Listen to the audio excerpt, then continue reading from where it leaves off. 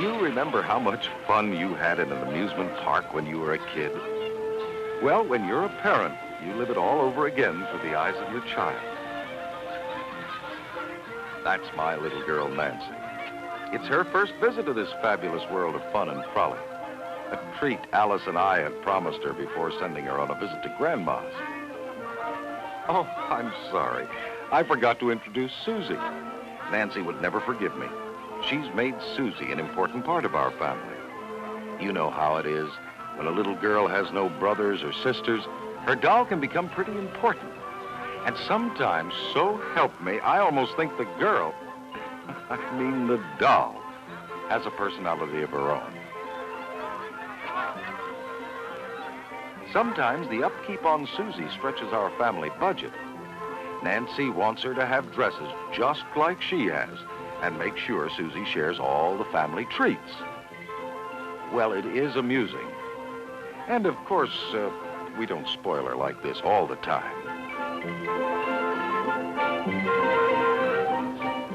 Nancy was only worried about one thing.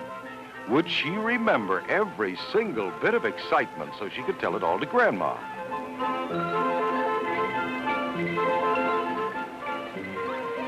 Alice said roller coasters are all right. But she prefers riding in the family car.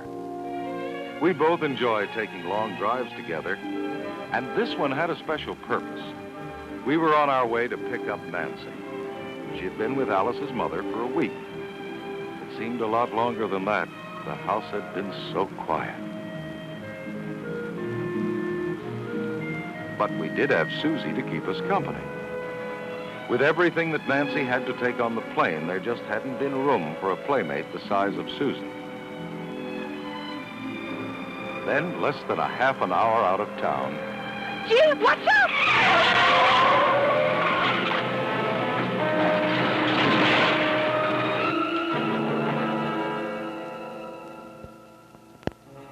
Although we were both wearing seatbelts, Alice was badly shaken up. I blame myself for maybe driving a little too fast. You always feel guilty at a time like this, even when it's the other fellow's fault. I'd have to get Alice over to Dr. McAllister right away. Then we discovered something that gave us both a genuine shock. What if this had been Nancy?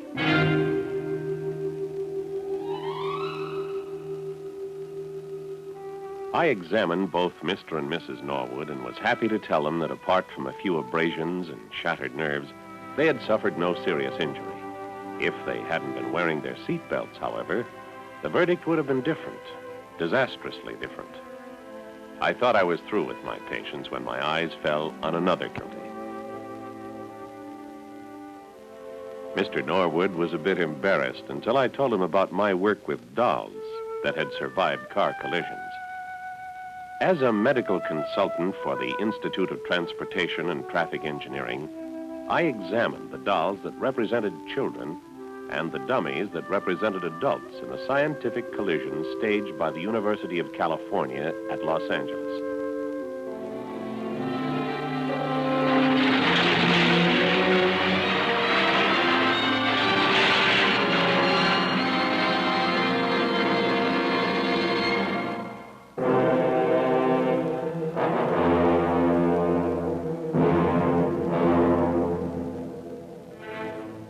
Strategically placed cameras covered everything that happened during impact.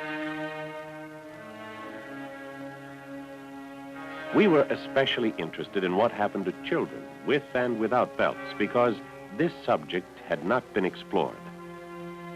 But even though they were only dolls, and even though these were scientific experiments, we couldn't avoid a feeling of tension and a sense of impending tragedy.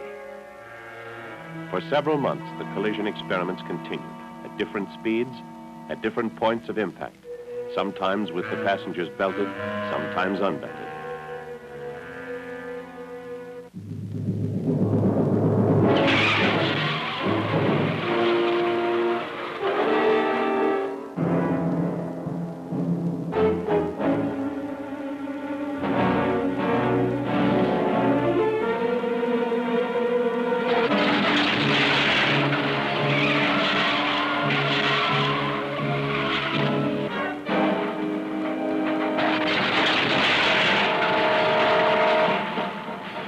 Speeds such as these of 30 and 40 miles an hour may be moderate by today's driving standards, but not to the motorist slammed about against glass and metal.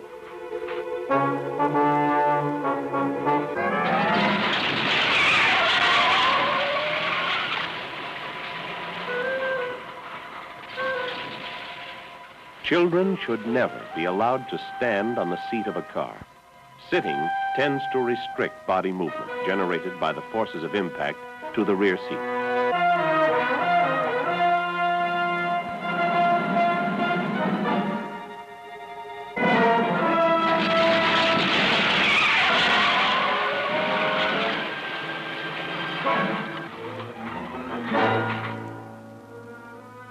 In many cases where the children were not restrained, our diagnosis of probable injuries showed that they would have been killed. Babies held on laps were thrown completely out of the car. Even in the most severe collisions, university findings showed that the 3-year-olds seated on cushions and restrained by adult belts came through uninjured. As a result of these experiments, it was found that for 1-year-olds, the anchored harness, or harness secured by passing a seatbelt strap through the loops, was the most effective means of restraining the little ones. We found that infants were safest in bassinets, with the long axis of the bassinet aligned with the longitudinal axis of the car and strapped in this position. We also found that infants or children must never be held on the lap and restrained with the adult's belt, as collision forces tend to crush the child. Perhaps you think a collision can never happen to you, but the children will be safer if you admit that it could and prepare accordingly.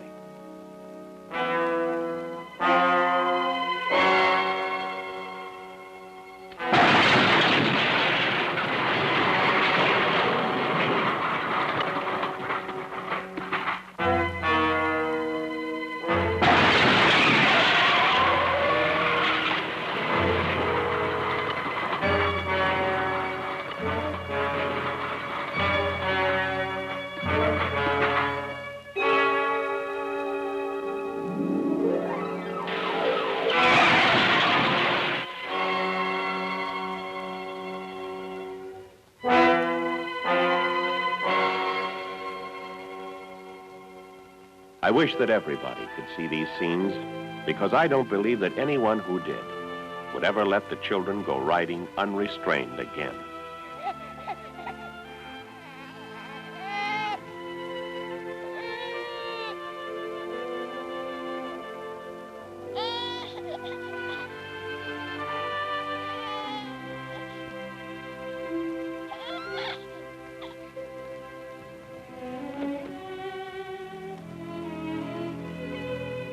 Of course, I had already made up my mind to have the back seat belts installed while the car was in the shop. And we never go anywhere now that we aren't all safely belted. Oh, yes. You're probably wondering about Susie. Dr. McAllister knew where to send us, and now she's as good as new. She may be only a doll, but she's never left out. And that includes a safety belt for Susie. Many people who would do anything to protect their children do nothing to save them from injury, pain, or death in the motor accidents that can happen at any time. This is a frank appeal to all mothers and fathers. Without restraints, such as safety belts, the rear seat of an automobile in itself is not adequate protection. University research shows that children who will otherwise be killed can live to prove that safety is no accident.